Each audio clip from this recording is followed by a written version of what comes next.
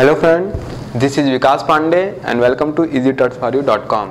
आज के इस ट्यूटोरियल में हम पढ़ेंगे जंप्स इन लूप्स के बारे में। जैसा कि पिछले वीडियोस में हम लूप पढ़ चुके हैं, हम नेस्टिंग ऑफ लूप भी देख चुके हैं। आज हम देखेंगे कि जंप्स इन लूप स्टेटमेंट का यूज़ हम किस तरीके, उन स्टेटमेंट का यूज़ जिसका प्रयोग हम जंप्स करने के लिए करते हैं लूप्स में, उनका यूज़ हम कैसे करते हैं। तो अगर जंप्स इन लूप की बात करें तो दो प्रकार से इसके स्टेटमेंट यूज़ कर सकते हैं हम। पहला है jumping out of a loop, जिसके लिए हम ब्रेक का यूज़ करते हैं। जबकि दूसरा है skipping a part of a loop. इसके लिए हम कंटिन्यू का यूज करते हैं। कंटिन्यू, तो यहां पर आप देखेंगे कि लूप में हम दो प्रकार से जंप्स कर सकते हैं। जंपिंग आउट ऑफ लूप मतलब सीधे सीधे लूप से एग्जिट हो जाना, इसके लिए हम ब्रेक का यूज करते हैं। जबकि दूसरा है skipping a part of a loop, मतलब अगर मान लीजिए आपके लूप में 10 लाइन्स हैं और आप अगर चाहते हैं कि 5 लाइन्स एग्जीक्यूट होने के बाद जो नीचे की 5 लाइन है उसको स्किप करके दोबारा से लूप को कंटिन्यू करना चाहते हैं, वो 5 लाइन को स्किप करना चाहते हैं, तो आप कंटिन्यू स्टेटमेंट का यूज, कंटिन्यू कीवर्ड्स का यूज कर सकते हैं। तो अब हमको ये देखना है कि ब्रेक और कंटिन्यू का यूज़ हम लूप में यानी वाइल, डू वाइल, फॉर तीनों में ही कर सकते हैं।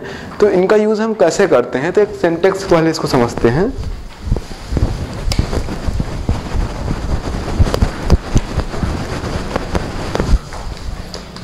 एग्जाम्पल में मैं फॉर लूप लेता हूँ कि मान लीजिए कि ये फॉर लूप है जिसे हमने लिखा i is equal 1, i is less than और equal to 10, i plus plus.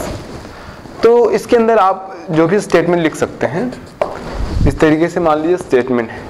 और आप यहाँ पर ब्रेक अगर स्टेटमेंट का यूज़ करते हैं किसी लाइन पे, मान लीजिए यहाँ पे लिखा हुआ ब्रेक इस तरीके से, और इसके नीचे और भी लाइंस है, तो अगर यहाँ पर ब्रेक स्टेटमेंट के पास एग्जीक्यूट होते हुए कंटिन्यू प्रोग्राम ब्रेक के पास आता है तो ये सीधे पूरे लूप से बाहर हो जाएगा।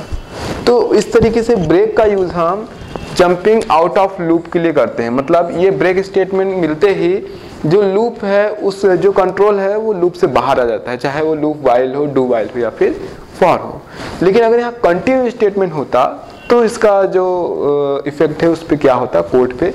तो अगर मान लीजिए कि सेम यही ऐसा ही कोड होता और यहाँ पर स्टेटमेंट होता कंटिन्यू,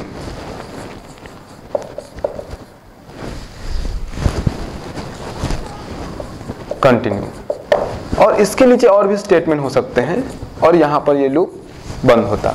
तो इस तरीके से जब ये प्रोग्राम एग्जीक्यूट होता तो जो कंट्रोल है यहाँ पर कंटिन्यू के आने के बाद ये वापस, मतलब जो नीचे की ये जो लाइंस है, जो स्टेटमेंट है, उनको स्किप कर देता और ये इस तरीके से नेक्स्ट लूपिंग की तरफ, या नेक्स्ट जो होता है इसका जो भी 1, 2 या जितने बार भी रन हो रहा है, मान लीजिए पहली बार ही रन हो रहा है तो पहली बार रन होते समय इतने स्टेटमेंट रन करता, और कंटिन्यू मतलब नीचे के जो स्टेटमेंट है उसको स्किप करके दूसरी बार एग्जीक्यूशन के लिए ये आगे बढ़ जाता, कंटिन्यू हो जाता। तो इस तरीके से जहाँ ब्रेक कंट्रोल को एग्जिट कर देता है, वहाँ कंटिन्यू जो होता है वो फिर से जो अपना लूप होता है उसको शुरुआत से यानी रिस्टार्ट करता है। मतलब जो मान लीजिए फर्स्ट आपने एग्जीक्यूट हुआ है तो जो सेकंड है, सेकंड की तरफ कंटिन्यू हो जाता है, मतलब आगे की तरफ बढ़ा देता है अपने लूप को। लेकिन जो नीचे के स्टेटमेंट है वो इस तरीके से स्किप हो जाते हैं, वो एग्जीक्यूट नहीं हो पाते। तो इस तरीके से एग्जीक्यूशन में एग्जीक्यूट होते समय प्रोग्राम को जब भी हम जंप कराना चाहते हैं, चाहे आउट ऑफ लूप हो, चाहे skipping a part of loop हो, तो ब्रेक और कंटिन्यू का यूज हम करते हैं। लेकिन इसको एक एग्जांपल से समझते हैं कि जब हम इसको प्रोग्राम में यूज करते हैं तो उसका असर प्रोग्राम में क्या हो सकता है, कि एग्जांपल से हम समझते हैं दोनों को ही। बहुत ही सिंपल में एक एग्जांपल बनाने वाला हूँ ब्रेक और कंटिन्यू के लिए, कि इससे प्रोग्राम पे क्या असर पड़ता है। मैं एक ही प्रोग्राम में ब्रेक और कंटिन्यू वहाँ पर चेंज करके आपको उसका आउटपुट बताते जाऊँगा। तो स्टार्ट करते हैं प्रोग्राम। एक क्लास बनाते हैं, क्लास टेस्ट, और यहाँ पर main method public static wide main string args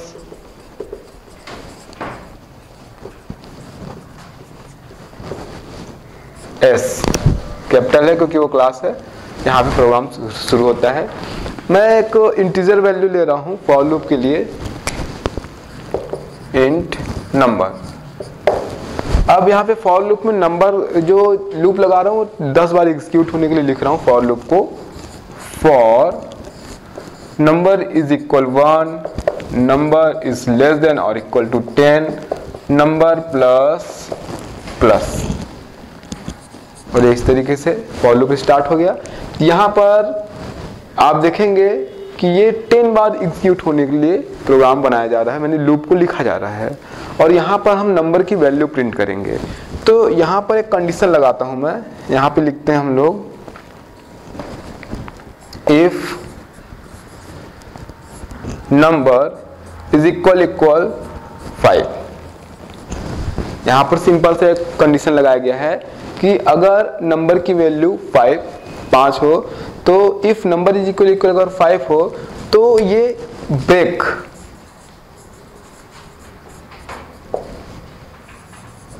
तो फिर एग्जीक्यूट होगा ये स्टेटमेंट, और यहां से जो हमारा लूप है वो ब्रेक हो जाएगा।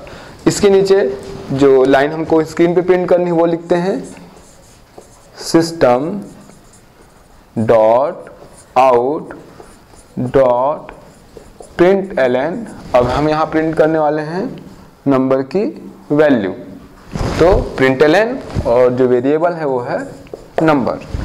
सिस्टम यहाँ पर क्लास है। इस तरीके से ये फॉर लूप क्लोज हो गया। इफ क्लोज कर चुके हैं, फॉर लूप क्लोज हो गया।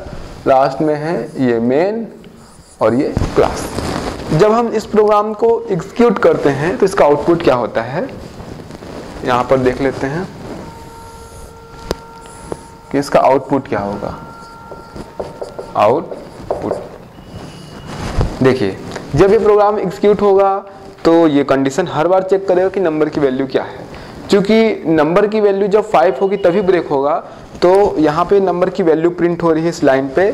तो पहली बार 1 2 3 4 यहाँ तक वैल्यू प्रिंट होगी, लेकिन जैसे ही वैल्यू 5 होगा ये ब्रेक स्टेटमेंट, यहाँ पे जो ब्रेक लिखा हुआ एग्जीक्यूट होगा, और जो कंट्रोल है ये लूप से बाहर आ जाएगा इस तरीके से, और प्रोग्राम एंड हो जाएगा। मतलब आपको आगे की जो लूप है वो एग्जीक्यूट होगा नहीं, तो इसलिए आपको जो आगे के नंबर्स है वो प्रिंट नहीं मिलेंगे स्क्रीन पर। तो 1 2 3 4 इस प्रोग्राम का आउटपुट होगा। ये जब हमने ब्रेक का यूज किया तब ये स्टेटमेंट है। लेकिन अगर हम ब्रेक की जगह कंटिन्यू का यूज करेंगे तो इसका आउटपुट क्या होगा वो देखते हैं। तो यहाँ पर प्रोग्राम पूरा वही रहेगा, हम केवल यहाँ पर चेक करना चाहते हैं कि ब्रेक और कंटिन्यू का किस तरीके से असर पड़ता है आउटपुट पे। तो यहाँ पर मैं ब्रेक की जगह कंटिन्यू कर रहा हूँ। तो अगर यहाँ पर हम लिखेंगे कंटिन्यू, अब यहाँ पे आउटपुट पे क्या फर्क पड़ेगा उसको देखते हैं। जब ये प्रोग्राम एग्जीक्यूट होगा तो जैसा कि हमने पिछले प्रोग्राम में देखा था कि 1 2 3 4 आउटपुट के रूप में मिलता है, वैसा ही यहाँ भी आउटपुट के रूप में 1 2 3 4 होगा। लेकिन जब नंबर की वैल्यू 5 होगी तो यहाँ पर कंटिन्यू स्टेटमेंट रन होगा। कंटिन्यू स्टेटमेंट के द्वारा ये जो कंट्रोल होगा फिर से नेक्स्ट लूप की तरफ आगे बढ़ जाएगा। इसका मतलब ये है कि जैसा कि हमने एग्जांपल में देखा था, break out of a loop jump करता है ब्रेक से, जबकि कंटिन्यू से क्या होता है, वो जो जहां भी कंटिन्यू स्टेटमेंट होगा तो लूप आगे की तरफ बढ़ जाएगा, नहीं कंटिन्यू हो जाएगा। मतलब उसके नीचे के जो स्टेटमेंट होते हैं वो स्किप हो जाते हैं। तो यहाँ पे हमने कंडीशन लिखा था जब नंबर इज इक्वल 5 होगा तो जो लूप है वो कंटिन्यू हो जाएगा, मतलब आगे की तरफ बढ़ जाएगा। तो इस तरीके से जब नंबर इज इक्वल 5 हुआ तो कंटिन्यू के कारण ये लूप आगे की तरफ बढ़ गया, तो नीचे की जो लाइन है वो स्किप हो गई। मतलब ये लाइन स्किप होने के कारण उसकी वैल्यू स्क्रीन पर प्रिंट नहीं होगी।